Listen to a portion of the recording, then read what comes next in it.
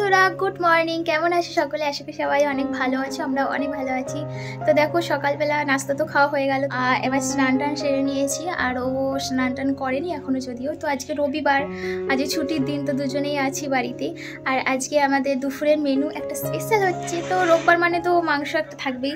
তো আজকে মাংসের মধ্যে আজকে চিকেন হয়নি, আজকে মাটন এনেছে ও। তো আর ওই আজকে মাটনটা বানাবে, ও বলেছে যে আজকে ও মাটনটা বানিয়ে আমাকে খাওয়াবে। কেমন হয়েছে আমি ওকে রিভিউ দেবো একটা। তো চলো, ওই জন্য ও দেখো সব জোগাড় করতে লেগে গেছে মাটন বানানোর জন্য। আর আজকে আমি হব ক্যামেরাম্যান ওর, আর ও রান্নাটা করবে আর কি। ও আর আমিও মানে ক্যামেরাটা ধরবো, যেহেতু তোমাদের সাথে শেয়ার করতে হবে সেই জন্য।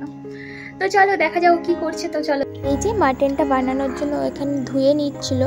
তো তারপরে এই যে দেখো ধোয়া হয়ে গেছে। এবার ওতে একটু ম্যারিনেট করে রেখে দেবে, যেহেতু মাটনে একটু গন্ধ টাইপের ছাড়ে, সেটা যাতে না হয় সেই জন্য একটু টক দই বা আরও যা যা লাগে ওইসব দিয়ে একটু ম্যারিনেট করে রেখে দেবে। তো এখানে দিয়ে নিচ্ছিল প্রথমে নুন, তারপরে একটুখানি হলুদ দিয়ে, তারপর টক দই দিয়ে এটাকে ম্যারিনেট করে নেবে।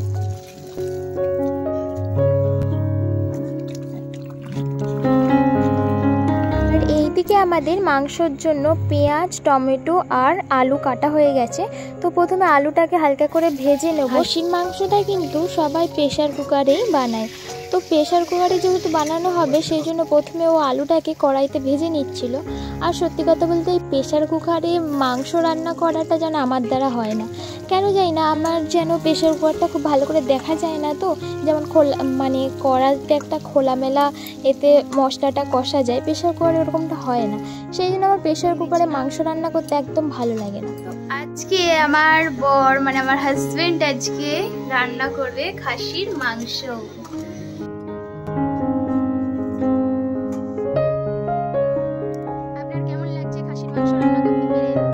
তো দেখো প্রথমে গরম তেলে অনেকগুলো মশলা দিয়ে দিল, যা যা মশলা আর কি লাগে সব মশলা, গোটা মশলা দিয়ে দিল। দিয়ে তারপরে দিয়ে দিচ্ছে এখানে পেঁয়াজটা।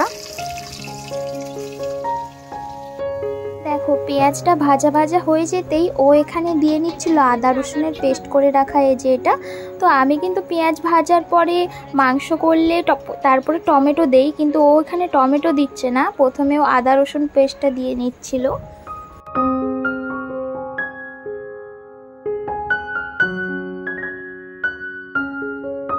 তো আমি ওকে জিজ্ঞাসা করছিলাম যে টমেটো কি দেবে না, ও বলল যে দেবো, কিন্তু একটু অন্যরকমভাবে দেবো, তাহলে টেস্টটা আরও ভালো হবে।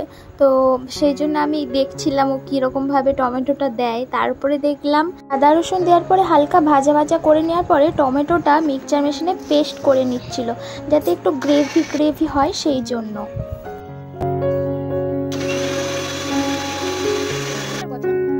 দেখো টমেটোটা একদম পেস্ট হয়ে গেছে, কিন্তু এরকম পেস্ট করে মুরগি মাংস করে অনেককে দেখেছি, এ আবার খাসি মাংস এরকম পেস্ট করে টমেটো দিচ্ছে, জানি না কেমন খেতে হবে। তারপরে এই যে মশলাতে নুন, হলুদ, লঙ্কা গুঁড়ো সব দিয়ে নিচ্ছিল একেবারে। মিডিয়াম ঝাল খাবে না বেশি ঝাল খাবে? তুমি বেশি ঝাল খেতে পারবে তো? তুমি যদি খেতে পারো তাহলে দাও। এত খেয়াল রাখার মানুষটা এতদিন ছিল কোথায় সেটাই ভাবছিলাম। বাবা দেখেছো, সবজিতে ঝাল বেশি খাবো কি কম খাবো সেটাও জিজ্ঞাসা করে সবজিতে লঙ্কার গুঁড়ো দিচ্ছে, ঠিক যেমন ফুচকাওয়ালারা করে। তো দেখো এবার এটা দিয়ে দেওয়া হবে, যে ম্যারিনেট করে রাখা হয়েছিল আধ ঘন্টা মতো।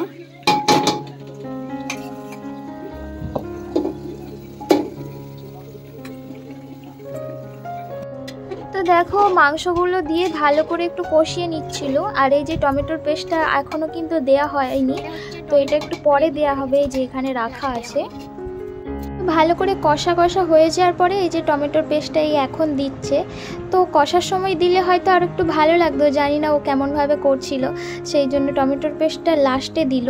তো এবার ঢেকে ঢেকে ভালোভাবে এটাকে একটু মানে একটু কষিয়ে নিচ্ছিল মাংসটাকে। তারপরে একটু পরে জল দেবে আর আলুগুলো দিয়ে নেবে।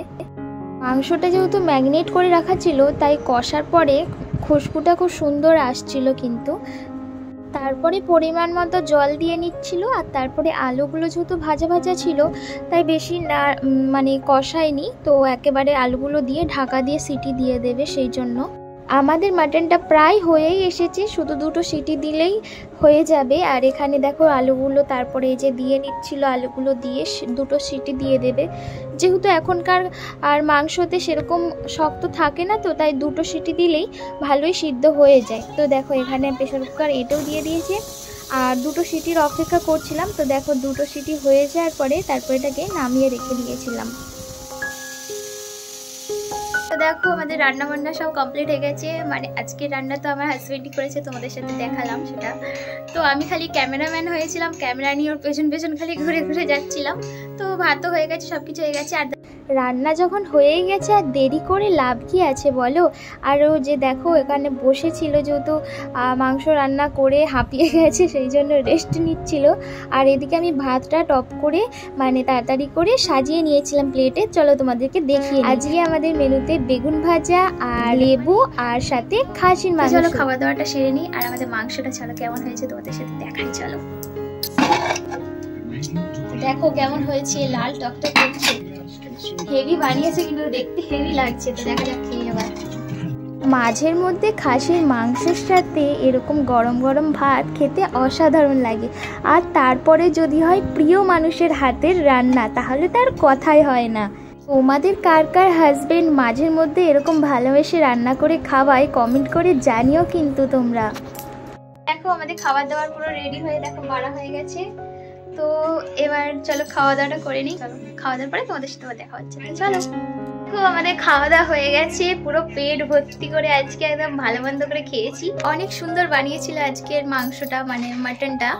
আর আমাদের মাটনটা যেহেতু সবসময় হয় না, তো অনেক কম হয়। চিকেনটা সপ্তাহে একবার হলেও মাটনটা অনেকই কম হয়, মানে আজকে তাও হয়েছিল। তো আজকে ও রান্না করেছিল, তো অনেকটা ভালো লেগেছিল। অনেকদিন পরে খেলাম মাটনটা, মানে চিকেন তো সবসময় খাওয়া হয়, মাটনটা আজকে অনেকদিন পরে খাওয়া হলো, তো তাই অনেকটা ভালো লাগছিল। আর সাথে টেস্টটাও অনেকটা ভালো হয়েছিল। দেখো উনি শুয়েও পড়েছেন, মানে এখন ফোন ঘাটছে, ঘুমাইনি এখনো।